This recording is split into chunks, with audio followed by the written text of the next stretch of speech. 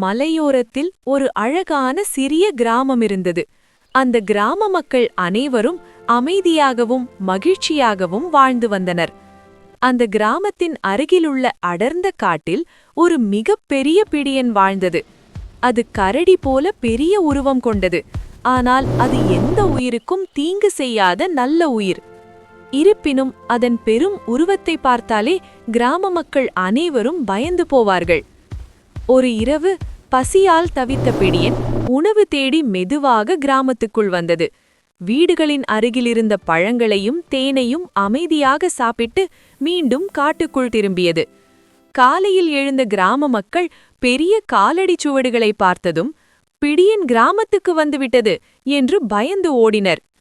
ஆனால் அந்த கிராமத்தில் ஒரு சிறுவன் மட்டும் பயப்படவில்லை. அவன் தாத்தாவிடம், "அது நம்மை தாக்கவில்லை, அதற்கு பசித்திருக்கும்" என்றான். அடுத்த மாலை அவன் காடு எல்லைக்குச் சென்று பழங்களும் தேனும் வைத்து மறைந்து கொண்டான். சில நேரத்தில் பிடியன் வந்தது.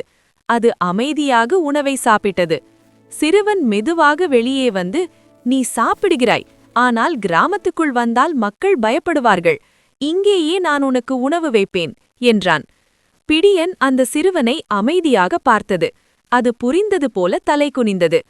அதன்பின் பிடியன் கிராமத்துக்குள் வரவில்லை. சிறுவன் மட்டும் தினமும் காடு எல்லையில் உணவு வைத்து வந்தான். சில நாட்களில் கிராம மக்கள் உண்மையை அறிந்தனர். பெரிய உருவம் இருந்தாலும் அது நல்ல உயிர் என்று புரிந்தனர். அந்த நாளிலிருந்து அவர்கள் பிடியனை பயமின்றி மதித்து வாழ்ந்தனர். சிறுவனின் கருணை ஒரு கிராமத்தின் பயத்தை நட்பாக மாற்றியது.